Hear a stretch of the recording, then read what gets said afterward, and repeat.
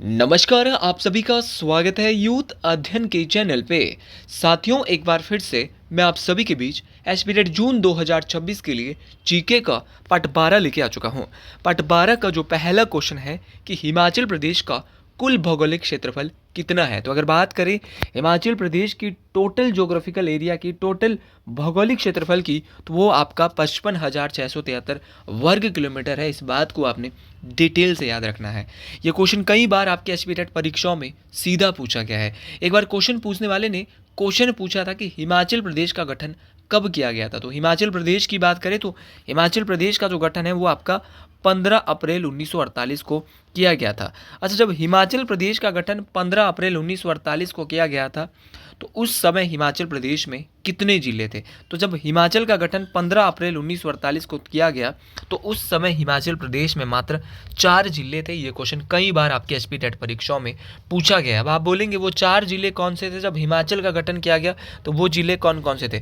तो वो थे आपके सिरमौर, मंडी, मासू और चंबा। आपको कुछ याद नहीं रखना है, आपको एक ट्रिक याद रखना है, SMMC। SMMC वो ज़िले हैं जब हिमाचल प्रदेश का गठन किया गया तो उस समय थे आपके सिरमौर, मंडी, मासू और चंबा, 4 ज़िले थे। और हिमाचल का जो गठन है वो 15 अप्रैल 1948 को होता है। एक बार क्वेश्चन पूछा गया था कि हिमाचल प्रदेश को 1948 से 1951 के बीच क्या बनाया गया। तो 1948 से 1951 के बीच हिमाचल बना मुख्य आयुक्त प्रांत। ठीक है, तो मुख्य आयुक्त प्रांत हिमाचल प्रदेश कब से कब तक रहा। तो मुख्य आयुक्त क्षेत्र जो है हिमाचल प्रदेश 1948 से लेकर 1951 तक रहा। साथियों, अगर आप एसपीटेट जून की तैयारी कर रहे हैं, आप किसी भी स्ट्रीम से, आप एसपीटेट हिंदी की तैयारी कर रहे हैं, आप नॉन मेडिकल की, मेडिकल की, आप आर्ट्स की, जेबीटी की, किसी भी स्ट्रीम की तैयारी कर रहे हैं और आप भी कम बजट में अपने लिए कोचिंग ढूंढने का प्रयास कर रहे हैं, तो आप जुड़िए हमारे साथ मात्र और मात्र 499 रुपीज़ मंथ में। हम देंगे आपको 499 में लाइव प्लस रिकॉर्डेड क्लासेज। जो क्लास लाइव होनी है उस क्लास को आप आराम से रिकॉर्डेड भी देख सकते हैं, मतलब कि लाइव हुई क्लास को आराम से बाद में रिकॉर्डेड देखा जा सकता है। तो लाइव प्लस रिकॉर्डेड क्लासेस मात्र और मात्र 499 रुपीज़ मंथ में आपको मिलने वाली है। तो अगर आप हमारे बैच के साथ जुड़ना चाहते हैं तो आप 78761 एवरी सैटरडे आपका टेस्ट होने वाला है। 7876145 409 आप इस नंबर पे कांटेक्ट कर सकते हैं और हमारे बैच का हिस्सा बन सकते हैं। साथियों, एक बार क्वेश्चन टेट परीक्षाओं का ही क्वेश्चन पूछा गया था, आपको मैं एक बार फिर से नंबर मेंशन करता हूं, 7876145 409। साथियों, एक बार क्वेश्चन पूछा गया था कि हिमाचल प्रदेश को गौ श्रेणी का पारसी राज्य कब बनाया गया था। तो हिमाचल प्रदेश को 1951 में पारसी राज्य बनाया गया था। ये क्वेश्चन भी कई बार आपके टेट परीक्षाओं में पूछा गया है। क्वेश्चन पूछने वाला क्वेश्चन एक बार बहुत ही आसान क्वेश्चन पूछा था कि हिमाचल प्रदेश का 5वां जिला किसे बनाया जाता है। तो हिमाचल प्रदेश का जो 5वां जिला है वो बनाया जाता है आपका बिलासपुर को। और बिलासपुर को हिमाचल प्रदेश का 5वां जिला कब बनाया गया। तो वो बनाया भाई 1 जुलाई 1954। तो 1 जुलाई 1954 को बिलासपुर को हिमाचल प्रदेश का 5वां जिला बनाया जाता है। ये बात आपको डिटेल से याद रखनी है, बेहतर तरीके से याद रखनी है। अच्छा, हिमाचल प्रदेश को केंद्र शासित प्रदेश कब बनाया। तो 1956 में गौ श्रेणी से बदलकर हिमाचल प्रदेश को क्या बना दिया। 1956 से 1971 के बीच हिमाचल प्रदेश क्या रहा, केंद्र शासित प्रदेश रहा। और भैया याद रखना है 25 जनवरी 1971 को कई बार मेरे दोस्त, मेरे साथी ये क्वेश्चन पूछा गया है कि हिमाचल प्रदेश को पूर्ण राज्य का दर्जा जो मिला है तो वो मिला है आपका 25 जनवरी 1971 को। तो 25 जनवरी 1971 को हिमाचल प्रदेश को पूर्ण राज्य का दर्जा मिला और ये भारत का 18वें नंबर का, कौन से नंबर का, 18वें नंबर का राज्य बना। इस बात को मेरे साथी, मेरे दोस्त, आपने डिटेल से याद रखना है कि भारत का 18वें नंबर का राज्य कौन बना। तो भारत का 18वें नंबर का जो राज्य बना था वो आपका हिमाचल प्रदेश बना था। ये बात आपको डिटेल से याद रखनी है।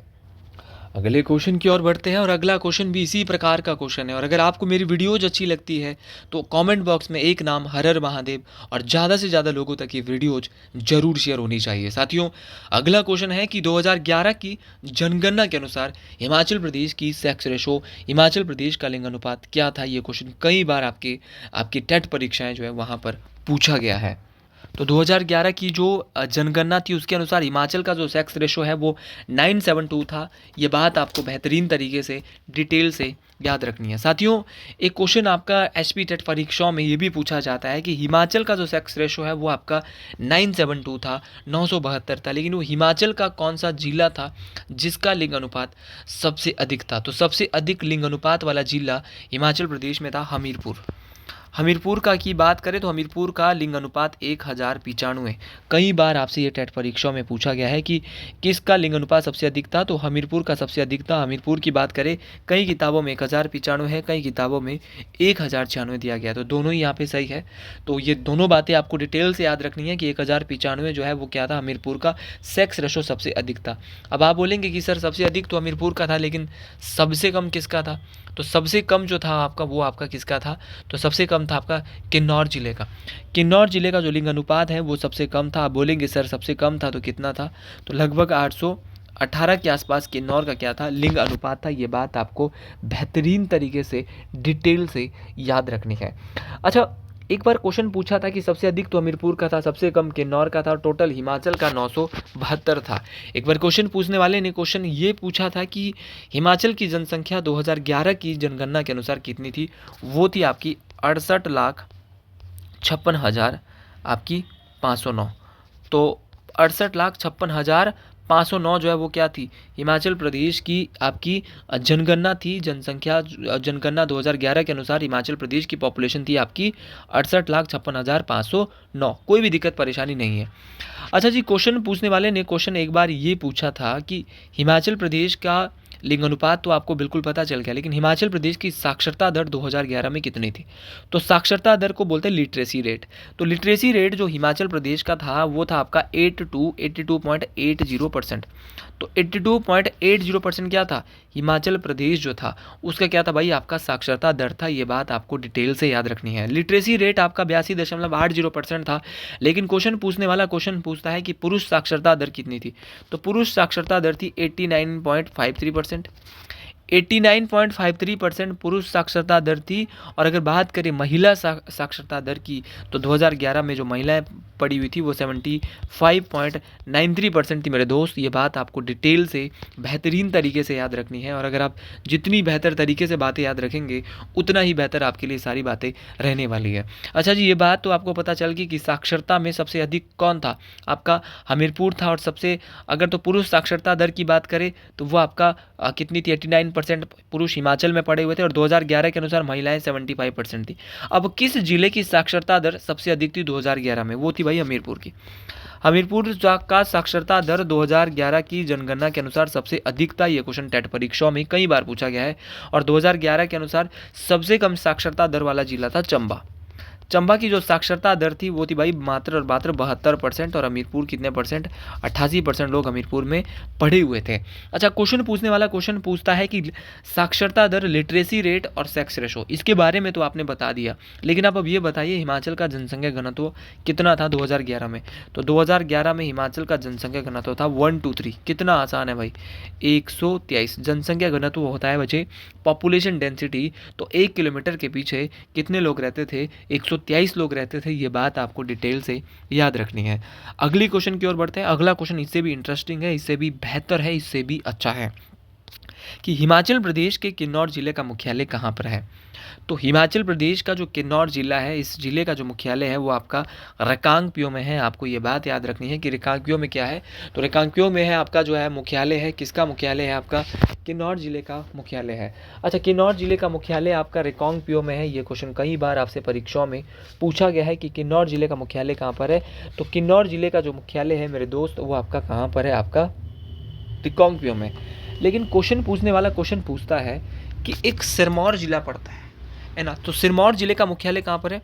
तो सिरमौर जिले का मुख्यालय आपका नाहन में है। और आपका जो किन्नौर जिला है इसका मुख्यालय कहाँ पर है? आपका रिकांगपिओ में। उसी प्रकार आपका लाहौल स्पीति जो जिला है उसका मुख्यालय कहाँ पर है? तो लाहौल स्पीति का जो मुख्यालय है दोस्त वो आपका केलोंग में है। आपको ये बात डिटेल से याद रखनी है कि लाहौल स्पीति का केलोंग में है, आपका किन्नौर का रिकांगपिओ में है, आपका सिरमौर का नाहन में है। अगर क्वेश्चन पूछा जाएगा कांगड़ा का कहाँ पर है दोस्तों, तो कांगड़ा का अपना धर्मशाला में है। तो चारों के चारों मुख्यालय आपको याद रखने हैं।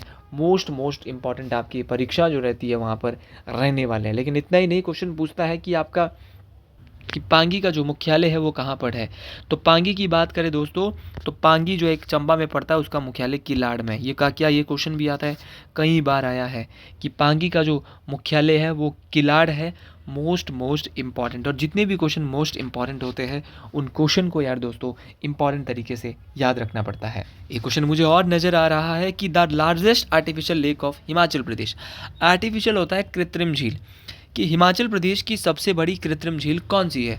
तो हिमाचल प्रदेश की सबसे बड़ी जो कृत्रिम झील है वो मोस्ट इंपॉर्टेंट रहने वाली है। तो हिमाचल प्रदेश की सबसे बड़ी कृत्रिम झील है आपकी गोविंद सागर झील। अच्छा, गोविंद सागर झील की बात करें तो ये हिमाचल प्रदेश की क्या है, सबसे बड़ी कृत्रिम झील है। ये बात आपको बेहतरीन तरीके से, इंपॉर्टेंट तरीके से याद रखनी है। गोविंद सागर झील की अगर मैं बात करता हूँ, कृत्रिम होती है, मानव निर्मित। ये किस नदी पर बनी है और किस जिले में है। तो गोविंद सागर झील की बात करें तो ये आपका बिलासपुर में है।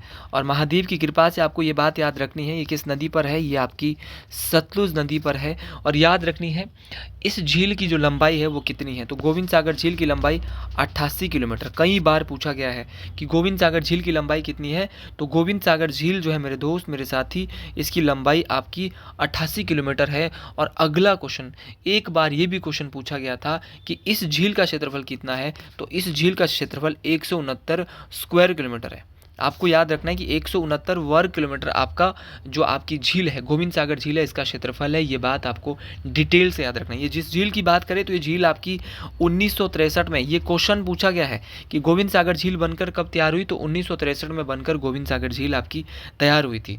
अच्छा, रेणुका, ऑप्शन में रेणुका दिया है, ये कैसी झील है। तो हिमाचल प्रदेश की सबसे बड़ी प्राकृतिक झील है। तो हिमाचल प्रदेश की सबसे बड़ी प्राकृतिक झील आपकी रेणुका झील है। और रेणुका झील की बात करें तो इसकी लंबाई आपकी 2.5 किलोमीटर है।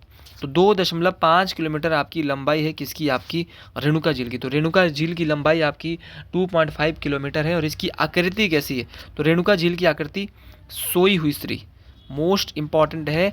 रेणुका झील की जो आकृति है वो कैसी है दोस्त, सोई हुई स्त्री की तरह। तो हिमाचल की किस झील की आकृति, सोई हुई स्त्री की तरह। तो रेणुका झील की जो शेप है, रेणुका झील की जो आकृति है वो सोई हुई स्त्री की तरह है। ये बात आपको डिटेल से याद रखना है।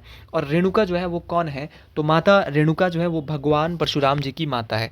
तो रेणुका माता का संबंध भगवान परशुराम जी के साथ कैसा है, ये क्वेश्चन टेट में भी आया, बेसिक क्वेश्चन है। तो भगवान परशुराम जी के साथ माता रेणुका का संबंध है कैसा, आपका माता पिता का, ठीक है, माता का। तो माता कौन है भाई, आपकी भगवान परशुराम की जो माता है वो माँ रेणुका है। और इन्हीं के हाथों, भगवान परशुराम के हाथों ही बलिदान देना पड़ा था माँ रेणुका को। और याद रखना है किसके कहने पर, तो भगवान परशुराम ने अपने पिता ऋषि जाम्बलू या जमदग्नि की आज्ञा पर माता रेणुका का वध किया था। तो रेणुका झील की आकृति कैसी है, लैंड ऑफ स्लीपिंग वुमेन, सोई हुई स्त्री की तरह आकृति है रेणुका झील की, ठीक है। और अगर मैं रेणुका झील की बात करता हूँ तो भारत की सबसे छोटी रामसर साइट, भारत की सबसे छोटी रामसर साइट, आर्द्रभूमि साइट कौन सी है, रेणुका झील है। उसी प्रकार ऑप्शन में दिया है पंडोह। अब पंडोह क्या है, तो पंडोह झील आपके मंडी में है। और मंडी में है, किस नदी पर है, व्यास नदी पर है। पंडोह झील आपके मंडी में व्यास नदी पर है। चलो ये बात तो बिल्कुल क्लियर होगी। लेकिन क्वेश्चन पूछने वाला क्वेश्चन पूछता है इसकी लंबाई कितनी है। तो इसकी लंबाई मात्र और मात्र 14 किलोमीटर है। तो इसके बारे में इतना ही कहूँगा। ये क्या है, एक क्वेश्चन पूछा जाता है कि सबसे बड़ी कृत्रिम तो गोविंद सागर है, तो सबसे छोटी मानव निर्मित हिमाचल की कौन सी है। तो पंडोह झील है, क्योंकि ये मात्र और मात्र 14 किलोमीटर है। आपको ये बात याद रखनी है। अच्छा, चमेरा क्या है, तो चमेरा भी एक प्रकार की झील है जी। और चमेरा झील कहाँ पर पड़ती है, किस नदी पर है, और है ये भी कृत्रिम झील है। तो चमेरा झील आपके चंबा में पड़ती है। पहली बात, चमेरा झील चंबा में है। किस नदी पर है दोस्तों, रावी नदी पर है। तो जितनी भी कृत्रिम झीलें हैं वो किसी ना किसी नदी पर होती है। तो ये बात आपको डिटेल से याद रखना है। तो चमेरा झील चंबा में किस नदी पर है, रावी नदी पर स्थित है। ये बात आपको डिटेल से याद रखनी है। अच्छा जी, एक बार क्वेश्चन पूछा गया था कि हिमाचल प्रदेश की किस झील को लोहित्य सरोवर के नाम से, या हुएन सांग ने हिमाचल की किस झील को लोहित्य सरोवर कहा है। तो एक झील है हिमाचल की चंद्रताल। चंद्रताल झील। तो चंद्रताल झील को जो आपके हुएन सांग है उन्होंने क्या कहा है, लोहितीय सरोवर कहा है। और चंद्रताल झील की ऊंचाई कितनी है, तो 4270 मीटर। तो 4270 मीटर ऊंचाई है आपकी चंद्रताल झील की, ये बात आपको डिटेल से याद रखनी है। और ये चंद्रताल झील जो है यह क्या है, एक प्रकार की यह भी रामसर साइट है, तो ये भी आपको याद रखना है, भी मोस्ट इंपॉर्टेंट है। देखो सारी झीलें बहुत इंपॉर्टेंट होती है, लेकिन हमको अभी वही पढ़नी है जो हमारे टेट परीक्षाओं के लिए बहुत इंपॉर्टेंट है, आपकी बार बार पूछी जाने वाली है, तो अभी हमको उन झीलों को ही पढ़ना है। अच्छा, एक झील पूछी जाती है कि हिमाचल की वो कौन सी झील है जो कि 7 झीलों का समूह है। तो 7 झीलों का समूह है आपकी लामा लेक, लामा झील। तो चंबा में स्थित पड़ती है, चंबा में आपकी लामा झील। तो आपको याद रखना है कि आपकी चंबा में आपकी लामा झील है, और आपको ध्यान से सुनना है कि लामा झील जो आपकी कहाँ पर पड़ती है, आपकी चंबा में है, आपको ध्यान से सुनना है। और ये कैसी झील है, आपकी 7 झीलों का समूह है, ये भरमौर चंबा में पड़ती है, मोस्ट इंपॉर्टेंट है, परीक्षाओं में ये पूछी जाती है। उसी प्रकार आपकी मणिमहेश झील, मणिमहेश झील भी आपकी चंबा में है, मणिमहेश चंबा में है, आपकी गटासरू झील आपकी चंबा में है, आपकी खजियार झील आपकी चंबा में है। और खजियार झील को हिमाचल प्रदेश का स्विट्जरलैंड, तो हिमाचल प्रदेश का स्विट्जरलैंड की झील को कहा जाता है, तो हिमाचल का स्विट्जरलैंड आपका खजियार झील को कहा जाता है। मोस्ट इंपॉर्टेंट है, ये भी कई बार पूछी गई है, और खजियार झील भी आपकी चंबा में पड़ती है। ये सारी के सारी क्वेश्चन परीक्षाओं में पूछे जाते हैं। और खजियार झील हिमाचल की ऐसी झील है जिसको हिमाचल में जो है मिनी स्विट्जरलैंड के नाम से भी जाना जाता है। तो मिनी स्विट्जरलैंड के नाम से आपकी हिमाचल की खजियार झील को जाना जाता है। ये सारे क्वेश्चन बहुत इंपॉर्टेंट है। चलिए अगले क्वेश्चन की ओर बढ़ते हैं। अगला क्वेश्चन है कि हिमाचल प्रदेश में रावी नदी का उद्गम स्थान कहाँ है। तो अगर बात करें रावी नदी की उद्गम स्थान की, तो रावी नदी का जो उद्गम स्थान है वो आपका कहाँ पर है, बहुत इंपॉर्टेंट क्वेश्चन है। तो बड़ा बंगाल में आपका रावी नदी का उद्गम स्थान है। बात करें रावी नदी की, रावी नदी जो है वो बड़ा बंगाल के जो कांगड़ा में एक बड़ा बंगाल पड़ता है वहाँ से निकलती है। लेकिन आपको क्वेश्चन पूछने वाला क्वेश्चन पूछ सकता है कि रावी नदी जो है हिमाचल प्रदेश में कितनी बहती है।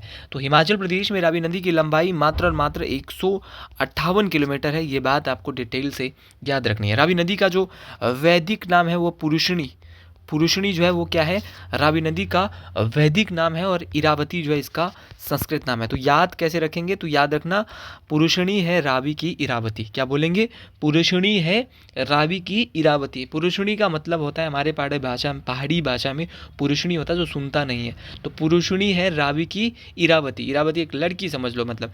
तो पुरुषणी इसका वैदिक नाम है, और इरावती क्या इसका संस्कृत नाम। तो पुरुषणी है रावी की इरावती, ऐसे याद रखेंगे। तो पुरुषणी इसका वैदिक नाम और इरावती इसका संस्कृत नाम।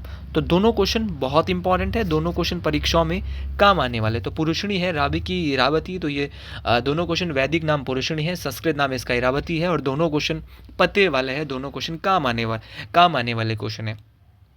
एक बार बहुत ही बेसिक क्वेश्चन पूछा था कि आपका रावी नदी का जलग्रहण क्षेत्र कितना है। तो ये 5451 स्क्वायर किलोमीटर। तो 5451 स्क्वायर किलोमीटर इसका जलग्रहण क्षेत्र है। ये बात आपको बेहतरीन तरीके से याद रखनी है।